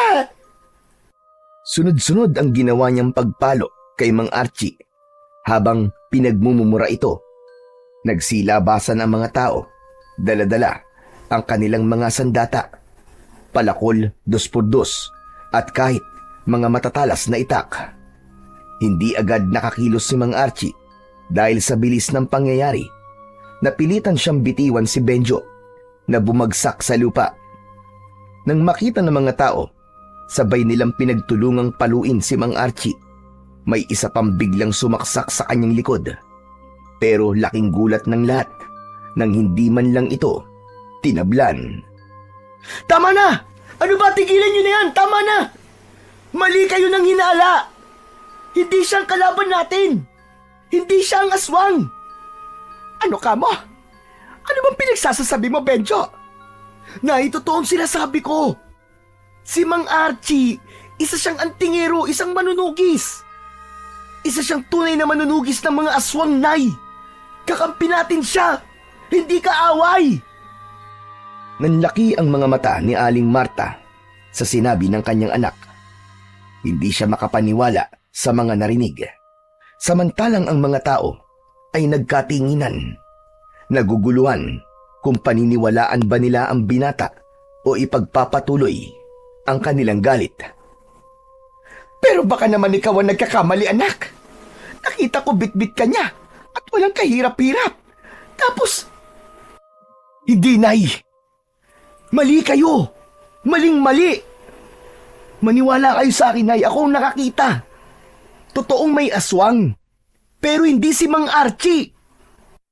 Tila naman napahiya ang mga taong nanakit. Unti-unti silang lumayo. Siya namang pagdating ni Kapitan Iking, pawis na pawis at halata ang nerbiyos sa muka. May aswang sa bukid, mga kasama! May aswang sa bukid! 3 sila nakita ko! Ho? Narinig mo ko, Benjo? May 3 aswang sa bukid, mga kababaryo. Kailangan kong tulong nyo. Hulihin natin ang mga aswang na yun para matapos na ang problema natin dito sa baryo. Napalingon siya kay Mang Archie at agad na lumapit. Archie, tulungan mo kami. Alam kong kaya-kaya mo silang harapin. Nakikiusap ako sa'yo. Tumayo ang lalaki at bahagyang tumango. Kahit masakit ang katawan sa tinamong pambubugbog ng mga tao, ay hindi nito tinanggihan ang panawagan sa kanya ng kaibigang kapitan. Kumilos ang mga tao. Sumama sila sa pagtugis sa mga aswang. At pagdating nila sa bukid, nasindak sila sa kanilang nakita. May 3 aswang na kasalukuyang nilalapa ang isang patay na kalabaw. Ngunit nang mapansin nila ang presensya ng mga tao, hindi pa man nakakalapit ang grupo, ay bigla silang nag-anyong itim na aso at mabilis na tumakbo at nagtago. Sundan natin! Huwag hayaang makalayo ang mga hayop na yan! Dapat na silang mamatay! Agad na sumugod si Kapitan Iking at Mang Archie sa direksyong tinahak ng mga nilalang. Tumakbo sila hanggang sa masukal na bahagi ng kabukiran. Ngunit wala na. Hindi na nila naabutan ang mga halimaw. Mariing napasuntok pa sa lupa si Archie. Gigil na gigil ito at napamura ng malakas. Mga bisit na yan! Magagaling talagang magtago! May araw din kayo. Matatapos din ang kasamaan yung mga hayop kayo. Tahimik lang ang mga tao. Ang ilan ay natigilan. Ang iba naman ay napayuko. Saksi sila sa lahat ng nangyari, kung paanong ang estrangherong kanilang kinatatakutan ang nanguna mismo sa pagtugis sa mga halimaw. Kung paanong ipinakita niya na wala siyang ibang hangad kundi protektahan ang baryo laban sa mga aswang. Habang naglalakad sila pabalik ng baryo, makikita ang hiya sa muka ng bawat isa. Ang kanina lang na nag-aakusa sa kanya, hindi na makatingin ng diretso sa lalaki. Ramdam nila ang bigat ng kanilang konsensya. Napagtanto nila na nagkamali sila ng paratang at panghuhusga. Sa kanilang pagbalik sa baryo, dumiretso sila sa barangay hall at doon nagsalita na si Kapitan Iking. Hinarap niya ang mga tao. Ngayon alam nyo na ang totoo. Hindi aswang si Archie. Isa siyang antingerong manunugis. Isang tunay na manunugis ng aswang. Matagal ko na itong alam. Pero hindi ko masabi-sabi sa inyo dahil ayaw niya. Bumalik siya dito hindi para manggulo, kundi para tulungan tayong lahat. Kung wala siya, malamang matagal na tayong napatay ng mga aswang na yon. Lagi niyo siyang nakikita sa gabi. Gumagala dahil nagbabantay siya sa dilim. Pinipigilan ang anumang pag-atake ng mga kalaban. Agad na umugong ang bulungan sa loob. Halatang nagsisisiyan ang mga tao. May ilan sa kanila na napayuko na. Tapos ay tumingin sila kay Aling Marta na pasimuno ng tsismis. Oo na! Oo na, kasalanan ko na! Huwag niyo na akong tignan ng ganyan! Dahan-dahang lumapit si Aling Marta. Nanginginig ang kamay. Naluluwa din ang kanyang mga mata. Archie, patawarin mo ako. Ako ang nanguna sa paninira sa iyo. Tinawag kitang aswang. Pinaratangan ng masama. Tapos sinaktan pa kita. Hindi ko alam. Patawarin mo ko. Nagkamali ako, Archie. Naiintindihan ko. Alam kong takot kayo. Kaya nyo nagawa mga bagay na yun. Pero huwag kayong mag-alala. Wala akong galit sa inyo. Ang mahalaga ngayon, kailangan natin kumilos bago pa sila muling umatake. Napayuko si Aling Marta. Tuluyan ng umagos ang kanyang luha. Ano ang plano natin ngayon, Archie? Kailangan natin silang mabitag, Kapitan. At para magawa ko yun, kailangan silang palabasin sa kanilang mga lungga. Kailangan natin ng pain. At kapag kumagat sila, dun natin sila huhulihin. Ako na lang! Ako na lang ang magiging pain! Nagulat ang lahat. Lumingon sila kay Benjo, lalo na si Aling Marta na halos matulala sa narinig. Ano ka ba, anak? Huwag mong idadamay ang sarili mo sa gulo na to. Wala kang laban sa mga halimaw na yan. Nay, kaya ko to. Hindi ako basta nagpapadala sa takot. Alam mo ba nakapatay ako ng aswang kanina, Nay? Kasama ko si Mang Archie. Napatay ko yung aswang gamit ang matulis na kahoy. Kaya kong tumulong. Alam ko yun. Ano ka mo? Totoo ba yan, Benjo? Nakapatay ka ng aswang? Oo, Nay. Hindi ko rin nga po inakalang magagawa ko yun pero nagawa ko. Kaya nating lumaban, mga kasama, maniwala kayo. Kaya gawin na natin to. Habang may panahon pa. Magtulungan tayong patayin ng mga aswang na yon. Hindi, anak. Hindi ko kayang isugal ang buhay mo. Ikaw na lang ang meron ako. Ikaw lang ang anak ko. Wag, anak. Wag. Huwag ka mag-alala, Marta. Hindi ko siya pababayaan. Kung siya man ang gagamitin natin pain, sisiguraduhin ko na ligtas siya. Pero paano kung di mo siya mailigtas, Archie? Paano kung mangyari sa kanya kinatatakutan ko? Huminga ng malalim si Benjo at hinarap ang kanyang ina. Naihayaan mo na ako, kaya ko to. Hindi na ako bata. Hindi na ako minor de edad. Para hindi makapagdesisyon para sa sarili ko. Ito ang gusto kong gawin, Nay. Hindi lang para sa akin, kundi para sa baryo natin. Kung hindi tayo kikilos ngayon, mas marami pa ang peperwisyoin ng mga aswang na yun. Hindi tayo matatahimik. Umiyak si Aling Marta at napaupo habang hawak ang dibdib. Anak! Anak, wag naman! Lumapit si Benjo at niyakap ang kanyang ina. Nay, magtiwala kayo sa akin, gagawin ko to. Hindi lang dahil anak mo ko, kundi dahil parte ako ng baryong to. Sa huli, wala nang nasabi si Aling Marta. Ang mga tao'y nanahimik. Ramdam ang bigat ng desisyon ni Benjo. Isa itong sakripisyo na hindi basta-basta. Ngunit sa kanyang tapang, unti-unti nilang nakita ang pag-asa na maaaring matapos na ang pananalasa ng mga aswang. Lumipas ang ilang araw, ang baryo ay bumuo ng konkretong plano kung paano nila mahuhuli ang mga aswang. Gaya na napagkasunduan, si Benjo ang magsisilbing pain.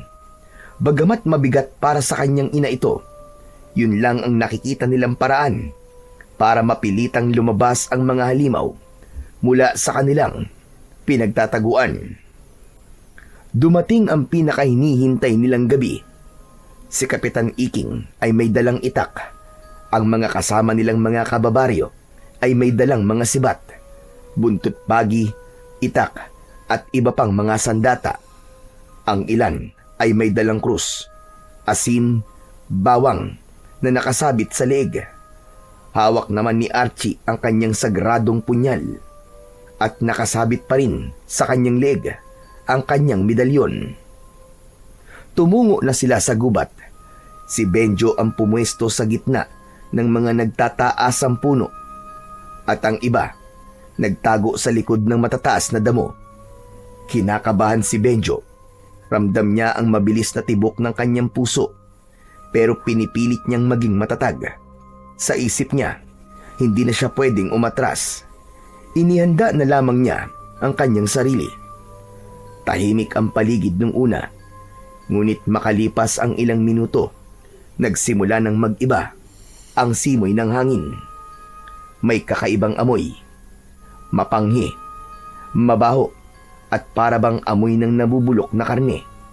Sunod nilang narinig ang mga kakaibang kaluskos sa paligid, mga yabag na papalapit at mga ungol na parabang galing sa ilalim ng lupa. Napalunok si Benjo. Pinagpapawisan na siya ng malapot. Maya-maya pa ay nagsimula ng umalingaw-ngaw ang alulong ng mga aswang. Malakas at talagang nakapangingilabot. Ilang sandali mula sa kung saan ay biglang lumabas ang tatlong aswang. Dahan-dahan silang lumapit kay Benjo, ngunit bago pa man sila tuluyang makalapit, agad nang pumagitna si Mang Archie. Hawak nito ang punyal at mabilis na itinapat ito sa medalyon at umusal ng orasyon. Agad itong lumiwanag at ang sinag ng medalyon ay tumama sa talim ng punyal. Gumawa ito ng liwanag na mula sa refleksyon ng medalyon at ng punyal. Tumama ito sa isang aswang. Nagsisisigaw ang halimaw. Hawak ang sarili nitong dibdib. Ilang sandali lang yun. Tapos ay natunaw na ito at naging abo. Nagngit-ngit ang dalawang halimaw na natira. Ang isa ay naging isandambuhalang aso. Umalulong ng napakalakas at ang isa naman ay nagkaroon ng malapad na pakpak. Ngunit bago pa ito makalipad, isang tali ang agad na sumilo sa aswang at sa kabilang dulo ng tali, naroon ang kapitan at sa isang mabilis na paglusob, lumitaw ang mga tao sa paligid at agad na sinugod ang mga aswang. Sumirit ang dugo kasunod ng matinding sigaw. At gaya ng una, ilang sandali lang, natunaw ang mga ito at naging abo. Tahimik ang sumunod na sandali. Tanging hingal at pagod ng mga tao ang naririnig. Wala na ba? Tapos na ba? Hindi ko alam, Benjo. Pero malalaman natin mamaya kung tapos na ba talaga. Pero may gusto lang sana akong sabihin. Walancho, napahanga mo ako Matapang ka. Magaling, Benjo. Pabalik na sana sila sa baryo, pero bigla silang tumigil nang may marinig na malakas na alulong mula sa di kalayuan. Sandali lang. Magsipaganda kayo mga kasama. May paparating pang ibang kalaban. Mula sa dilim ay lumitaw ang isang napakalaking nilalang. Higit itong mas mataas at mas matipuno kaysa sa mga nauna nilang nakalaban. Ang balat nito ay kulay abo. Mahaba ang kuko na tila bakal sa tigas. Kasunod nito, ang apat niyang alagad. Mga hangal, pinatay niyo ang aking mga alagad. Ngayon, pagbabayaran niyo ng buhay niyo ang inyong ginawa. Ang tigas naman ang mukha mo. Eh di ba kayo naman ang nauna? Pinapatay niyo ang kabuhayan ng mga tao sa baryo namin. Pinapatay niyo mga hayop namin. Tapos kami pa magbabayad. Naningil lang kami dahil yun ang dapat. At ano ang sisigilin mo, tanda? Kami ang mas nakatataas sa inyo. Wala kayong karapatan na adlangan ang lahi namin. At kayo, pagkain lang namin kayo.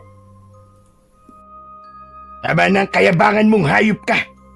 Matagal na kitang hinahanap. At ngayon nagpakita ka na. Sisiguraduhin ko na ito na ang magiging katapusan mo. Katapusan ko.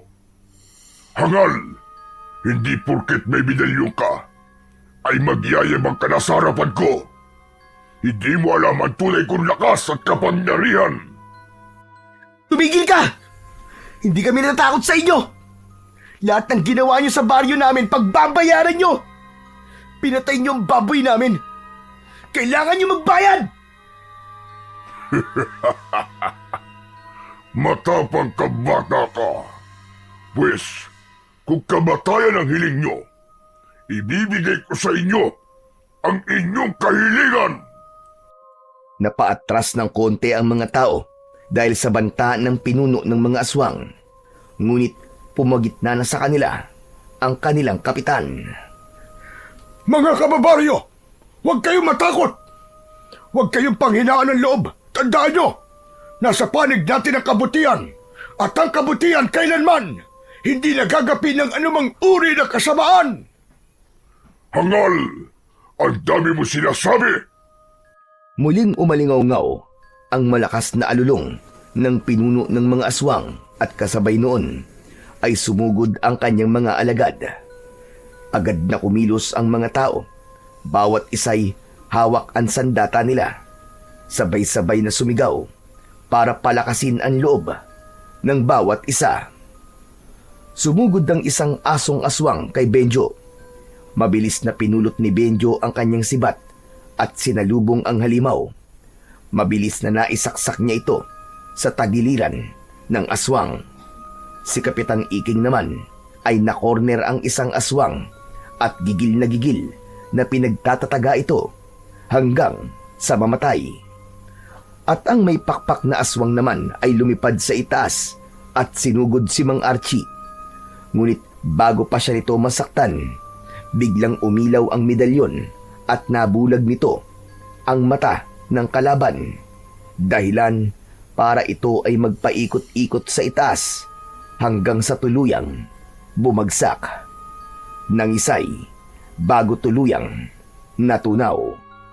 Nang makita ng pinuno ang pagkatalo ng kanyang mga alagad, umalulong ito ng napakalakas. Biglang lumakas ang ihip ng hangin at mas lalong dumilib ang paligid. Hindi niyo ako matatalo. Ako ang pinakamalakas. Ako ang hari. Ngunit hindi natinag si Archie. Sa halip, tumindig siya ng mas matatag. Hawak ang kanyang punyal at medalyon. Walang mas makapangyarihan kaysa sa liwanag ng may kapal. At ngayong gabi na to, matatapos na ang pag-ari-harian mo! Demonyo ka! Tumakbo ang pinuno. Handang sagpangin si Archie. Ngunit bago pa man siya makalapit, humarang si Benjo. Hawak ang sibat at buong tapang na sumigaw. Kung gusto mo siyang makalaban, dumaan ka muna sa akin! Nanlaki ang mga mata ni Archie. Benjo! Umatras ka! Wag! Ngunit huli na. Mabilis na tinabig ng pinuno ang sibat at kinalmot ang katawan ng binatang si Benjo. Bumagsak ang binata sa lupa. Duguan. Dahil dito, nag-alab ang galit ng mga tao. Sabay-sabay silang sumugod sa pinuno ng mga aswang. Sinubukan ng halimaw na gamitin ang kanyang lakas at kapangyarihan. Ngunit nilamon siya ng dami at tapang ng mga tao. Unti-unti siyang nanghina hanggang sa mapaluhod. Duguan ng aswang dahil sa dami ng sugat niya sa kanyang buong katawan. Lumapit si Archie at walang pag-aatubili na sinaksak sa dibdib ang aswang. Direkta sa puso nito ay sa kanya inilapit ang medalyon. Sigaw ng sigaw ang pinuno ng mga aswang.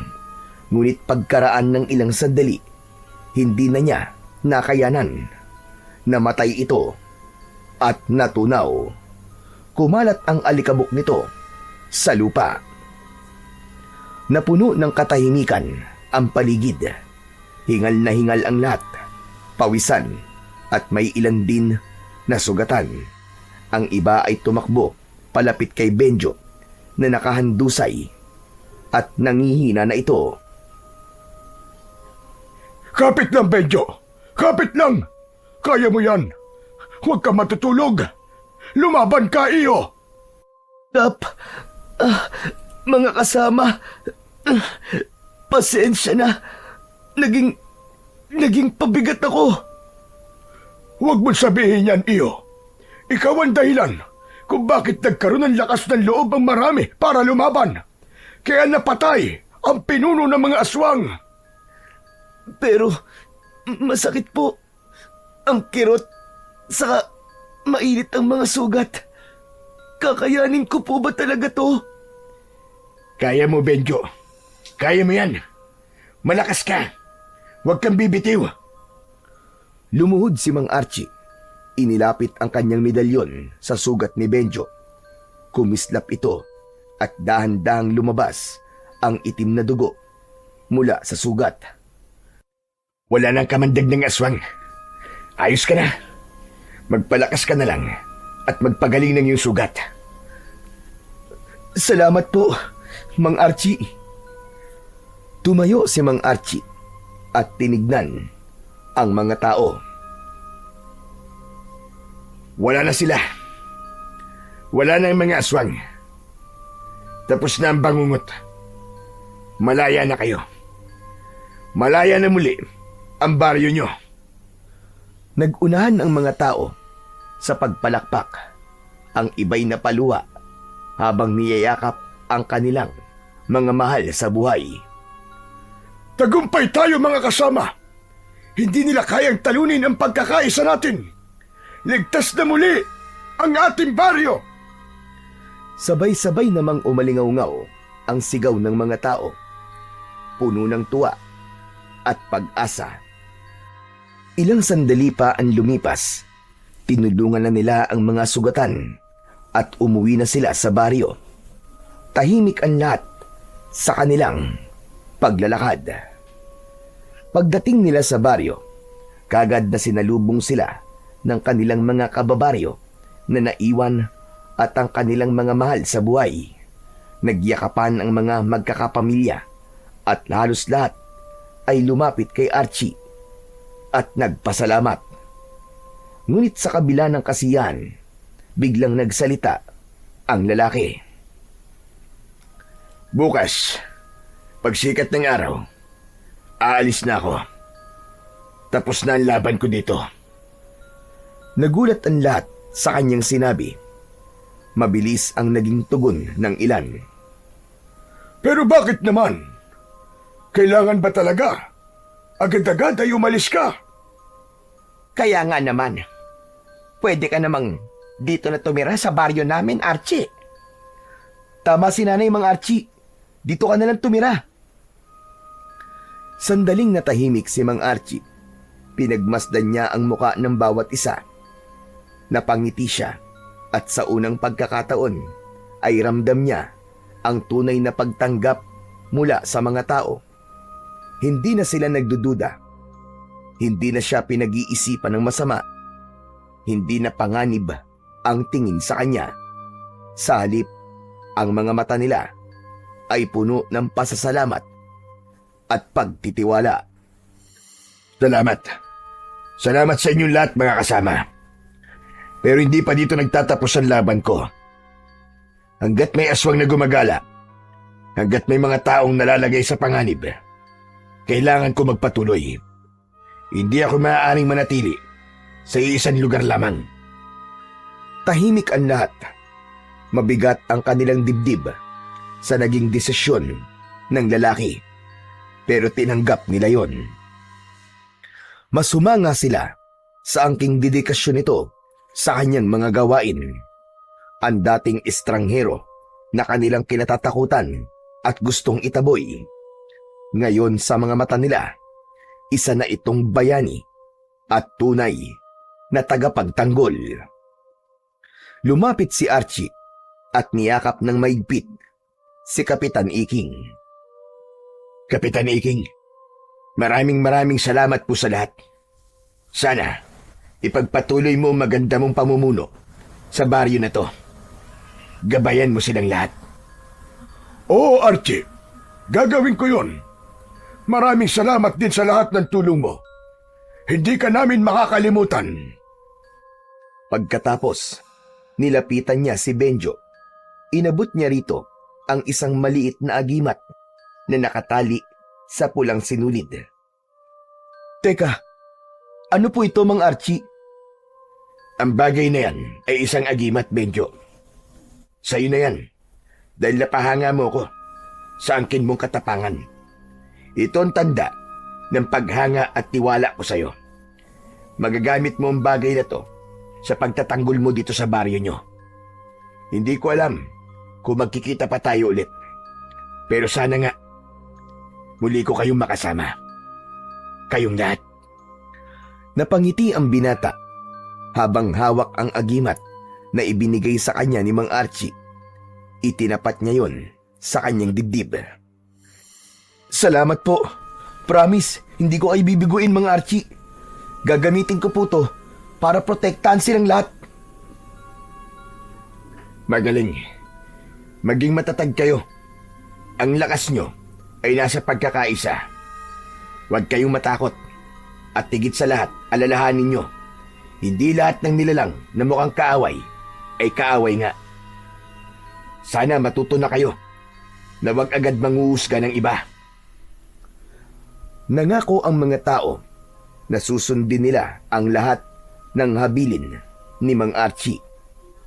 At mula noon, naging inspirasyon si Mang Archie sa buong baryo.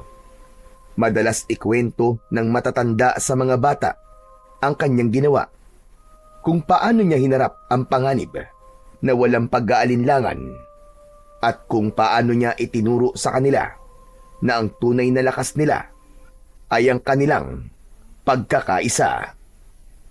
Nagkaroon ng pagbabago sa kanilang pamumuhay. Ang mga kabataan ay natutong magtulungan at ang mga matatanda naman naging mas bukas sa pakikinig at pag-unawa.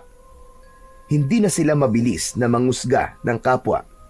Bagkus ay natuto silang tumingin ng mas malalim sa likod ng bawat anyo at pagkatao ng mga taong nakikilala nila. Sa paglipas ng mga araw at taon, may mga umaasa pa rin na muling babalik si Mang Archie. Ang lalaking naging alamat, isang gabay na patuloy na nagbibigay ng lakas at pag-asa sa bawat puso ng mga taga-baryo na kahit wala siya sa kanilang piling, ang kanyang alaala ay mananatiling buhay kailanman.